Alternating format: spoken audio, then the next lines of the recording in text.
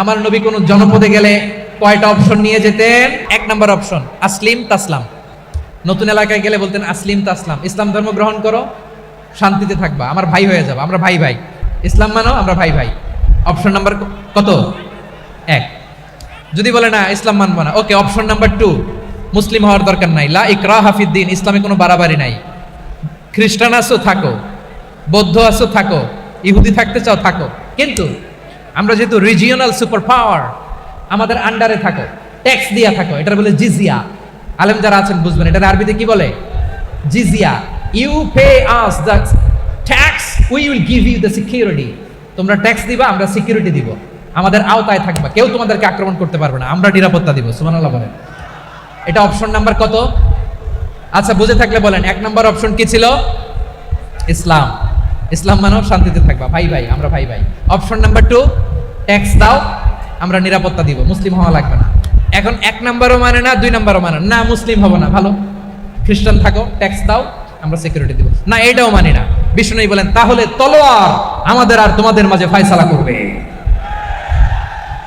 মুসলিমও হবো না, ট্যাক্স দিবা, নিরাপত্তা দিব, আমরা সুপার পাওয়ার, আমাদের আন্ডারে থাকবে, এইটাও না। তাহলে তোমাদেরকে তো আমরা বিশ্বাস করতে পারি না, কখন না কখন বিশ্বাসঘাতকতা করো, কার সাথে মিলে হাত মিলাও, তলোয়ার আমাদের মাঝে ফয়সালা করবে। তখন তিনি জেহাদের সশস্ত্র সংগ্রামের ঘোষণা দিতেন। সুবহানাল্লাহ পড়েন। দেখেন, পশ্চিমারা জেহাদকে এইভাবে চিত্রায়িত করে না, ওরা জেহাদ বলতে বুঝায় তলোয়ার, হাত কাটো, গলা কাটো না। জেহাদ সশস্ত্র সংগ্রাম 3 নম্বরে। অধিকাংশ ক্ষেত্রেই বিশ্বনবীর সুন্দর আচরণ দেখে, আরে আমার নবীর যে নুরানি চেহারা, অনেকে তো কেবল সির্ফ চেহারাটা দেখেই কালিমা পড়ে মুসলমান হয়ে গিয়েছে। যারা মুসলিম হয় নাই তারা তাদের ইসলামেই বলবৎ ছিল, ট্যাক্স দিয়ে ইসলামের আন্ডারে ছিল। যারা এটাও মানে নাই ওইটাও মানে নাই, তাদের বিরুদ্ধে জেহাদ।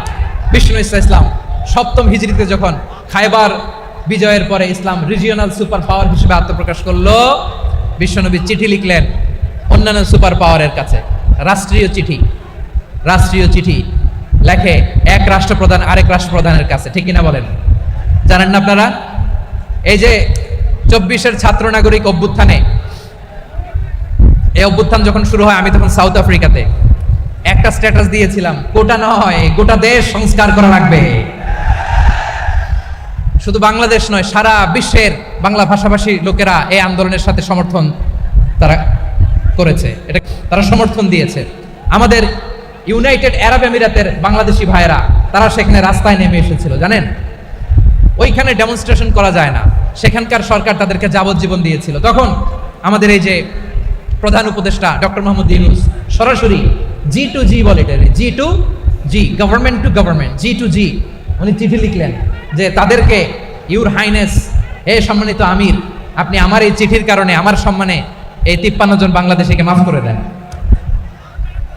এই চিঠির বদৌলতে বেকসুর খালাস পেয়ে গিয়েছিল আমাদের ভাইরা। জানেন না এই ঘটনা আপনারা?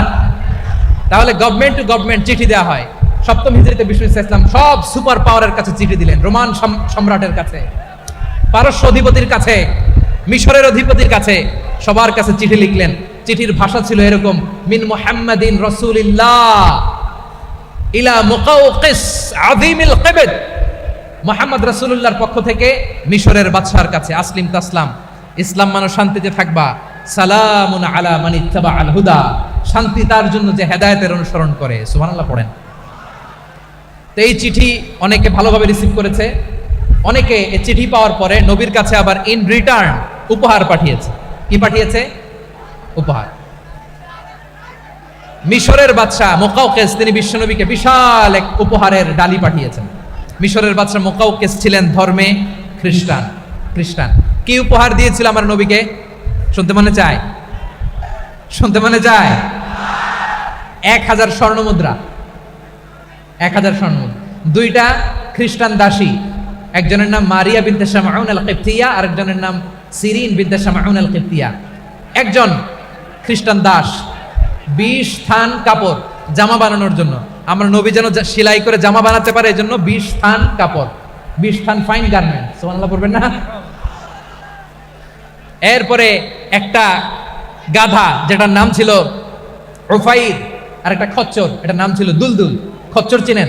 গাধা আর ঘোড়ার ক্রসিং এ যে প্রাণীটা দুনিয়াতে আসে, ওটার খচ্চর বলে।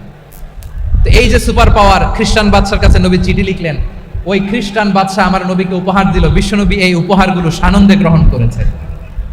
সুবহানাল্লাহ পড়বেন না? তাহলে অমুসলিম কেউ যদি আপনাকে উপহার দেয়, হালাল উপহার হলে আপনি গ্রহণ করতে পারবেন। অনুরূপভাবে পারস্যের বাদশাহ, রোম সম্রাট বিশ্বনবীকে উপহার পাঠিয়েছেন, আমার নবী সবগুলো উপহার গিফট গ্রহণ করেছেন। সুবহানাল্লাহ বলেন। ইসলাম কি ন্যারো মাইন্ডেড রিলিজিয়ন না ব্রড মাইন্ডেড?